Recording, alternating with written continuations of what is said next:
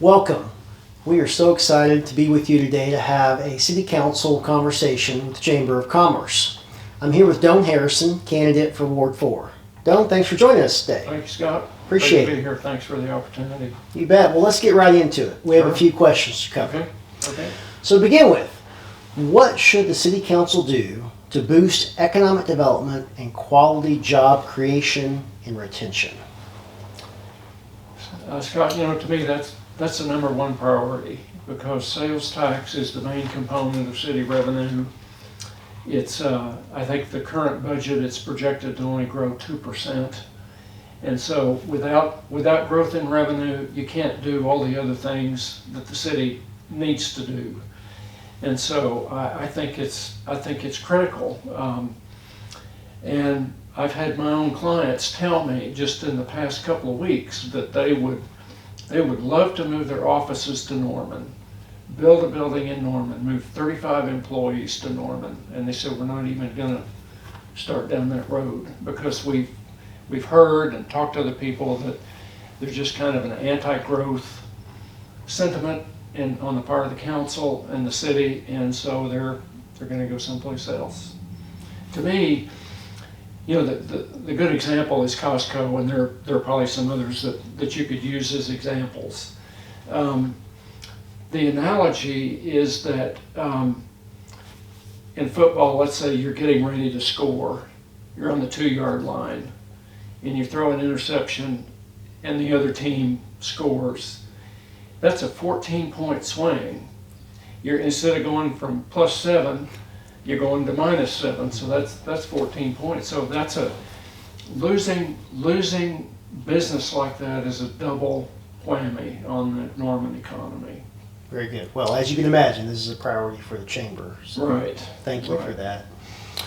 Next, hotly talked about and debated question is public safety in our community. Sure.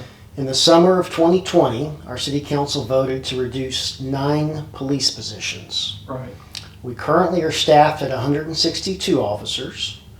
We're authorized at 171 officers, and the voters have twice approved the public safety sales tax to achieve a total of 189 officers. Right. So, if you're elected, how do you propose to get us to a fully staffed department as approved by the voters of the City of Norman through the public safety sales tax? And that's the number 2 issue for me. June 2020 marks the date when I got interested in city government. I remember that night and I saw what happened and I wondered, how did that happen? Who are these people and why are they equating the Norman Police Department with the Minneapolis Police Department, thinking that we had to reduce that budget? I've met with Chief Foster.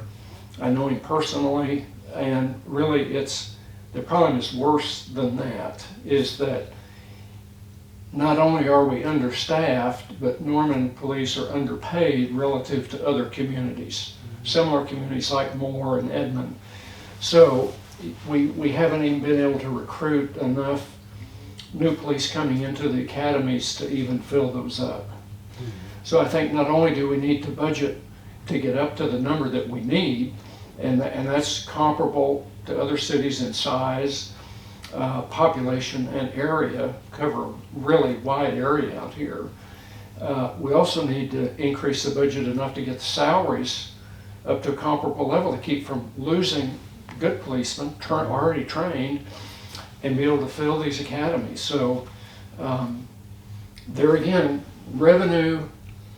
increased revenue drives the budget. So without increased revenue, where's the money going to come from to do that? So I think they go hand in hand, and it is a high priority with me to see how we could work that out. Okay.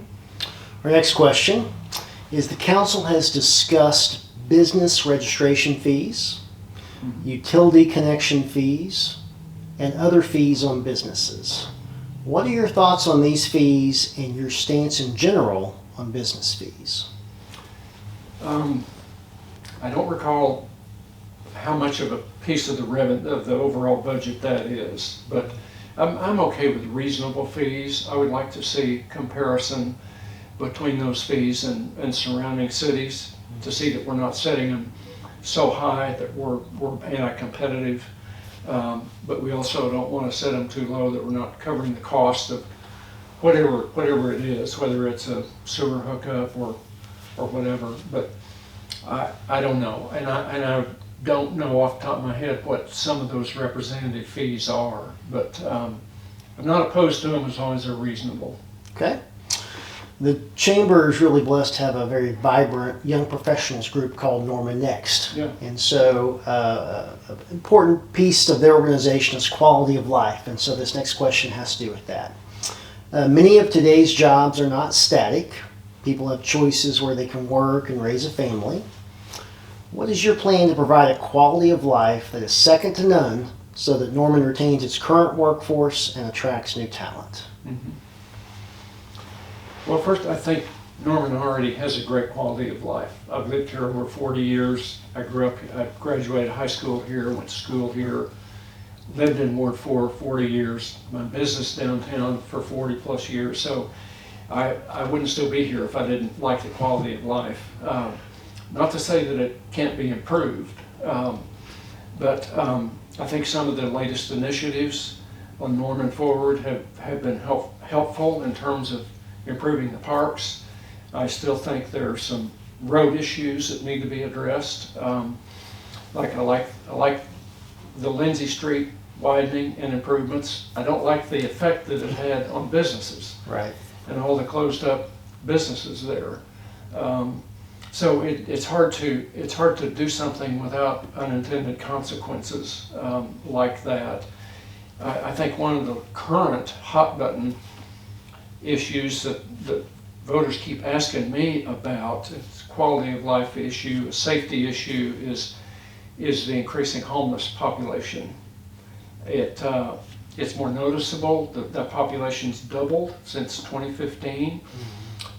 It's noticeable. You drive, especially in Ward 4, it's all concentrated in Ward 4, is that I think we need to get a handle on that before we see Norman become like Austin has become. And here's a relevant story related to business and quality of life.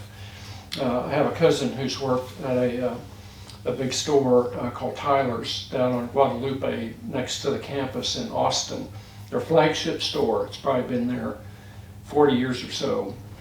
The homeless population is so bad in Austin now, with people on the sidewalks 24 hours a day, that their customers quit going into their store, and they had to move out of the campus area someplace where it wasn't such a problem. So I see quality of life deteriorating if we don't get a handle on that growing situation. And how do you think, in regards to homelessness, it's certainly a hotly discussed issue right now, Norman, and you're right. Yeah. The bulk of the issue here is in Ward 4, where we're at today, right. and where you want to be the representative for. So what do you see as maybe some resources that either Norman has in place today or could go get to more adequately address the issue of homelessness? Yeah, it's a complicated problem because there are those people who have real needs, immediate needs, like the mom and her kids who get kicked out of the house by an abusive husband. Well, those people we have to help. And Norman is blessed with great resources like the Salvation Army, Food for Friends, the churches have food banks. I mean, we're a really caring, compassionate community, and I think we need to continue to identify those people who have that true need as opposed to the, say, permanent homeless community who they just want to be left alone. They want to live on the streets or in camps. Don't bother me. I'll go get a meal once a day and I'm fine. So what Norman needs has to match up with what Norman can afford. I put on my finance and budget hat and I said, before I can answer that, I would say, well, what can Norman afford to do beyond what we're already doing And how are we going to pay for that? Let's say the proposal is to buy a building on Porter and turn that into a low barrier homeless dorm, if you will.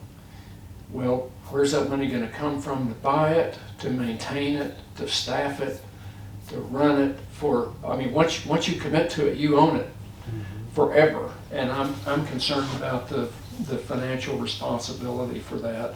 So I think Norman has done a good job, but there's only so much we can afford to do. Yeah. And I don't know, there may be other resources. There's CARES Act money coming down the road. And that might solve one problem, but it may not solve the ongoing cost of maintaining a facility like that. Okay. Well, we're getting close to the end of our questions, but we've talked about a few important issues. But what do you believe is the biggest issue facing our community today, and what are your plans to address it? Well, we've covered the biggest ones already in terms of growth, economic growth, and lack thereof, and how to promote it. Homelessness. I think there are other issues like infrastructure that we haven't really touched on, and it seems to me to be a priority problem. We live in Ward 4. There's a bridge on Imhoff Street that runs down into Berry Road. Turn left. You can't get across that.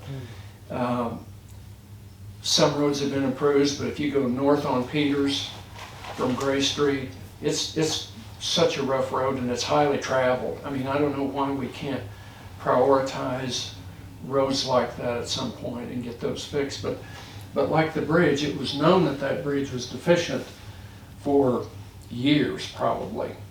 And I think it took a citizen to spot that some crumbling concrete blocks, and finally he said, well, okay, I guess we better close it and fix it. It's been over 6 months. Yeah. And that's a long detour, Right, if you live down in that area. So I'm not putting that number one, but quality of life and just attractiveness of the community. I think that infrastructure has to be dealt with.